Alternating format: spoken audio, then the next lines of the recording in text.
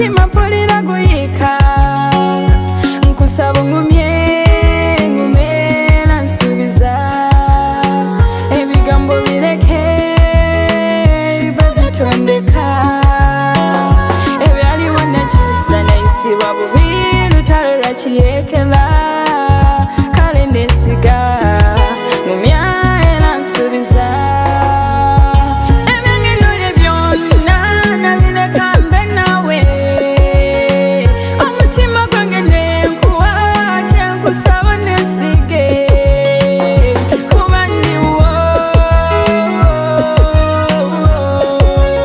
guno omutima gugwo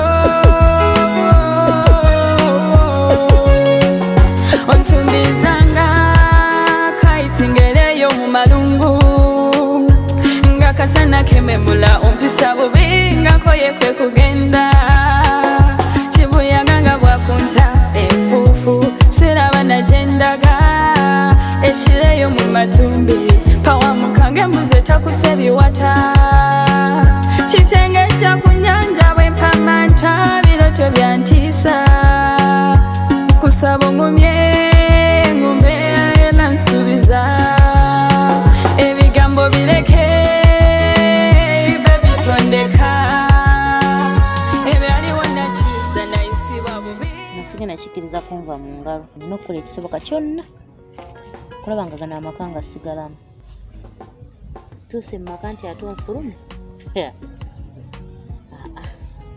nina okufuna pulaani nze siremerewe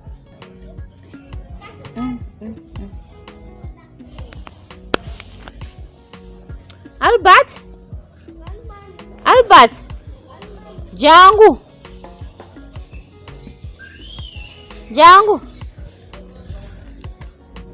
obadde ovaawa dadi bakulaba TV nawe eddugazza obadde olaba biki ku TV obadde olaba katyuni kakati waliwo abagenda okujja wano eno bakubuuze nti taata wo yaani obagamba taata nga ye Kareem Semmambo ani taata wo yaani kirina okwogerako nnyo nga bakubuuza omanyi baboggolera nnyo abaana taata wo yaani abaana abakubuuza baga taata nga ye Kareem Semmambo era bagamba erinnya lyange nze Albert Semmambo owulidde kati genda ogirozanya ngenda kuyita genda ozanye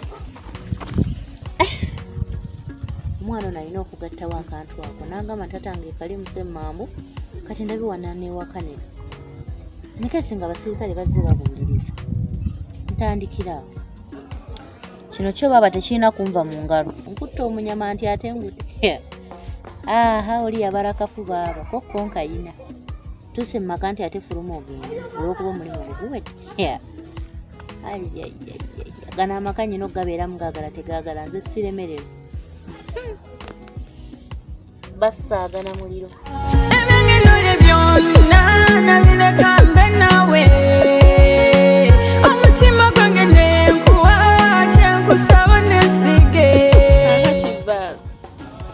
wangi bw'oba togenda sobola kubeera nange mu budde bwenkwagaliramu nze ngenda tambula mbaviiri ate wenna agenda temunoonya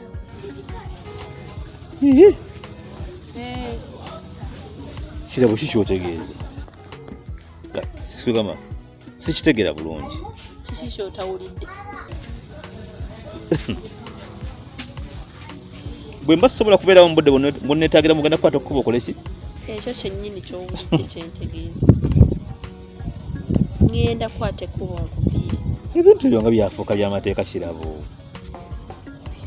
lwaki olina embeera lwaki olina empisa ezitategeerekeka gwabireeta mu budde bwenkwetaagiramu tobeerawo oli wakubaka buba simanyi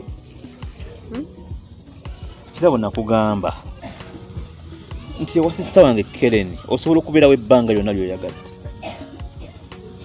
osobola okubeerawo emyaka gyonna gyoyagadde era wewantuuka wosobola okubeera mu mirembe nga tewali muntu yenna akutataaganya olaba wabeeranga wali ewadde izi sisitawo nakukyojja naye Keren yakakukyojja emirundi emeka so nakugamba kirabo ogumiikirize nenkugamba tusooke tubeeraawo nga bwe ntetenkanya omala okuzaala nkufunire wawo ngutwale mu makaago si bwe twateesa ebyo byonna twabiteesa siganye naye watwa era twateesa ne tugamba ojja kujja ngondabenga naye ate n'ekyokumpa obudde kyalimu oddeeyo sikutegeera kiki ekikulemesa okujja okundaba kati kino ekiseera mpulira nga nkwetaagira ddala naye gwe oneewala wasaze obudde era nga kukwewala ki mbadde n'ebizibu nakunnyonnyodde mbaddemu n'ebizibu ewaka eyo nakunnyonnyodde bulungi nnyo bizibu ki ebisinga nze ebizibu by'abasajja bingi nnyo tosobola bitegeera Kirabo bisinga nze naawe atereka kunkooya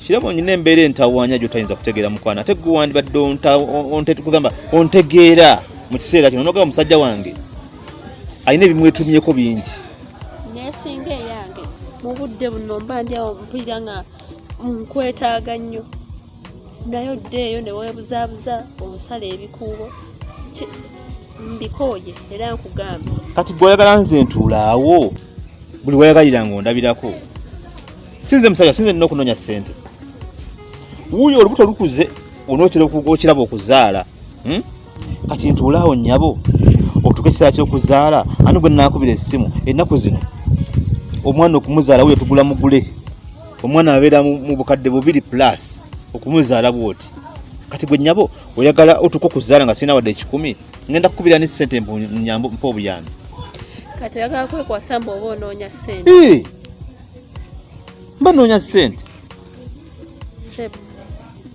ssente zinoonye sigganye naye nange mpa obudde twakiteesaako mpa obudde Kirabo sikutegeera ge mazima okuva lwe watandika ebino ebintu by'okuzungazunga ozunga mu makubo ozunga eno toteredde wafuna embeera gye sitegeera nti gye nfunira emirembe Kirabo wakyuka Kirabo nga wansubiza emirembe Kirabo nga wansubiza essanyu nga wansubiza okundabirira bwe ntyo ne nkubadde izo omugongo naye ate kakirabe bw'otandise okundaga stress ebiseera bingi ogamba mbikuwa ntya ng'onneewala era n'embeera eyo mu kwetala kwange entambula eyo gye nfunira emirembe omuntu yandibadde waawo n'oŋŋumya omutadde ku puleesya olina ebintu by'okola byesitegereyo Kirabo biki by'obyuggo by'omanyi lwaki okuva lwe watandika okuzungazunga lwe watandika okubeera ng'okyuka embeera lwaki anti munaye wentambula nempumuza ku byozo nga neerabira stress gy'omba ondeetedde omanyi obuzibu bw'ompa ggwe okubeera nga nkwetaga nga toliiwo obumanyi era ntambula eyo okweggyaku stress abula simanyi kati tekimpa emirembe nkubuulidde salawo oba olya nga togenda sobola kumpa budde nkubuulidde ngenda kukwata ekkubo nze nkubiri Kirabo olagawa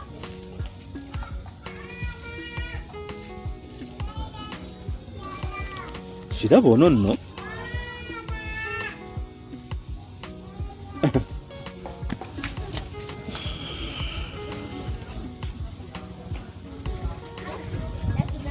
wabula zipu zirina ebizibu bingi laba zipu eno obutanywera laba zipu obutanywera ebizibu byendeetera ndi wano omwana amalako omumazi mirembe Daisy wuyo yagenze simanyi gye yagenda uno Kirabo yandimpadde emirembe uno naye amalako bumazi mirembe wabula nempona ekizibu kino zipu ndigiteekako ekkufu wakiri ndigisiba supagulu nga tekyasumulukuka ebyangenole byonna nabireka mbe nawe omutima gwange nenkuwa kyenkusaba nesige ndi wano neebuuza nti mu nsi muno buli musajja alina omukazi ow'olubuto emirembe gimuggwako nga nze ate giti simanyi oba buli mukazi ow'olubuto yeeyisa nga Kirabo bwe yeeyisa. Akuyisa ati Okimanyi? nkitegeera naye Najja nekunyonyola mu kimabega onongamba nti omanyi buli muntu ati gatambula nnyo. olubuto olubeera lumuyisa byenga obudde ku by'okutambula ennyo. Okutambula atambula. Ate ndaba n'embeera ze zino engeri gye zikyuseemu yateekamu obukambwekambwe. Stressinga adimandinga ebintu bingi nnyo ate nga bisulawo busuuzi byakumukumu ate nga biriko n'amateeka n'obukwakkulizo. Ate kyonga sikitegeera. Kubanga omuntu ova oti eri n'ogamba bbaawo nti bwemanga sisobola kufuna mu budde bwe nkwagaliramu tuyinza obutaddamu mulaba. Bannange ate nga tuli ku kizibu. Mbu ate era tonnoonya. Kati ate nga lwaki tetumunoonya? Abaalazeewo. Ye nga nakuteeka ku bunkenke. Kati weewuunya omuntu bwakuteeka ku bunkenke obufaanana bwe butyo kakati nga lwaki Kirabo tetumunoonya. Kati kambuuze bukere bukezi ku makya atambula agende. Bwe simuwa time gy'ayagala nga luwanjagalidde antunulako kwegamba ayagala nfuuke kimuli oba TV nga bw'oyagala ogijjako switch mu masannyalaze bw'oyagala n'ogiteekako. Tookole. Mama naye natandise otufuukira ekizibu. Ayina okulya. Kati abaana alya ki? Olubuto olukuze luweddeyo. Jjukira ayina okuzaala. Ate olina omutegekera w'alina okubeera. Kati kiki? Tolina kola olina kubeerawo nga kutunako. Embeera yonna nga bw'ogimanyi buli kimu kyetaagisa. Of course nkimanyi. Naye Kirabo ne bw'omunyonyola nti munnange nina okuyiiya. Nina okutetenkanya tulabe ng'ate tubeerawo. Tawuliriza. Nti buli kaseera bwe weekwasa ebyo naye kaakati ngera bw'okimanyi. Ate n'ekiseera kiweddeyo. Ate obudde buweddeyo olubuto olukuze. Egyo emyezi egibulayo ebiri simanya emeka. Sente zirina okubeerawo. Of course sente zirina okubeerawo. Tekuba kati ebbanga eribulayo tono ddala Kirabo ayinokera ku makya asindika omwana. Nina okunoonya ssente kubanga emyezi egyo gyabuzayo ng'ebirimu simanyamu n'ekitundu. Obudde buba bugenze. Obudde buba buwedde. Olina okunoonya ssente eziwerera ddala kubanga ennaku zino mu malwaliro g'e Uganda abaana batuguza baguze. Of course ebyo okimanyi. Otuuka mu ddwaliro ne bakugamba nti bwe oyagala okuzaala omwana omulamu obulungi ojja kutuwa miliyoni 3. Oba oyagala omwana gwe bazadde nga abulaabulamu ojja tuwaayo akamu ekitundu. Bwe oyagala okuzaala omwana afudde nga tunaakuwa mulambo ojja tuwaayo akakadde. Eyo ye Uganda. Obitegeera we tutuuse. Kati addaawo ku bunkenke kubanga olina okunoonya ssente. Nina okunoonya ssente ate onzizaawo munnange ontadde ku bunkenke. Ate kati ebyenze empisa mwana z'abatandise ziba mpisa mbi kubanga Kirabo nga tumwagadde. Kyayagala akifuna nga tumuwadde omukwano. Kati ye tumukolere ki? Nze na stress omuntu ne bwantunuulira kati zinneetimbye si yenze oli Valentino wa Daisy bwe yalabiriranga enkya n'eggulu. Naye era kye Daisy ne bw'otamuleeta nnyo mu mboozi kubanga ye simwagala. Kuba njagala nkubire Kareem. Kirabo mwagala. Nange mwagala. Kirabo mwagala nnyo n'omwana gwalina mu lubuto nkola ki? Tumwetaaga. Yes. Kati akozesa ogwo omukisa n'anteeka ku bunkenke n'anteeka ku njegere. Simanyi bakyata omuntu omulaga ennyo nti omwagala ekisusse. Munnange atandika okumanyira seriously. Kakati kyenkusaba engeri gy'oli mulamu we ayinza okukuwa ekitiibwa. Njagala oyogereko ne Kirabo omunnyonnyole. Mugambe lwaki kino kibeera bwe kiti. Ngenda kwogerako naye ndabe. Olabe omubuulirire. Kuba kati ye muwala muto ebyensa bitandika butandisi naye buli kimu akiraba nga kyetaaga supiidi. Alina okukendeeza ku supiidi agende empolere ensi si nnyangu. Kituufu ensi si nnyangu. Ojja kwogera naye. Bodduka emisinde egifaana bwe giti otomera. Ojja kwogera naye ndabe buzibu ki buvaawa kubanga oyo mwana yajja mukakamu naye simanyi kyeyamutuukako. Naye abakazi kikyoba abakazi bansobera kubanga nze na mikwano gyange mingi naye ebintu bibanyumya ku bakyala ebiseera ebisinga byewuunyisa. Kituufu. Omukyala akantu katono nnyo bwe kati omukazi kabeera kamuggyeko dda kamupanguludde. Ng'anyiize. Abakazi bakoowu. Omusajja ava mu nnyumba. Omukazi eyandimusabidde emikisa nti munnange emikisa gikwe Katonda akulembere. Ogenda okola ofune. Nga avudde waka ng'omukazi alina akamwenyemwenye ku matama. Naye omusajja ava ewaka omukazi ng'azimba eno alinga baaluuni. Ng'alinga eddubu erinywedde ennyanja y'amazzi ennamba erigenda okwabika. Kyoyogera kituufu.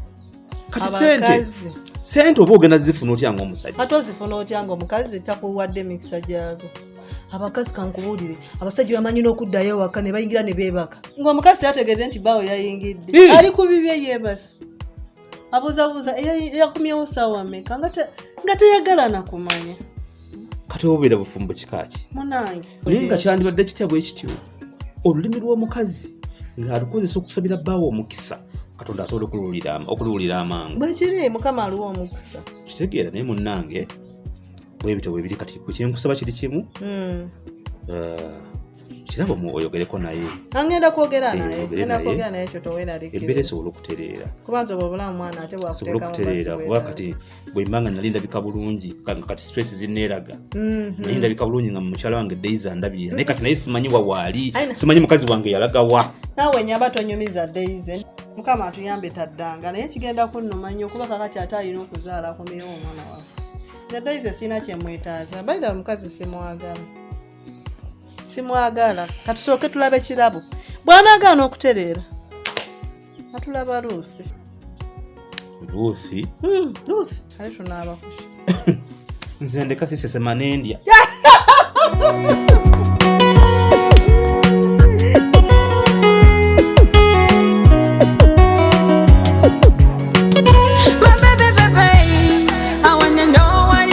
your heart, cause mine is empty without you.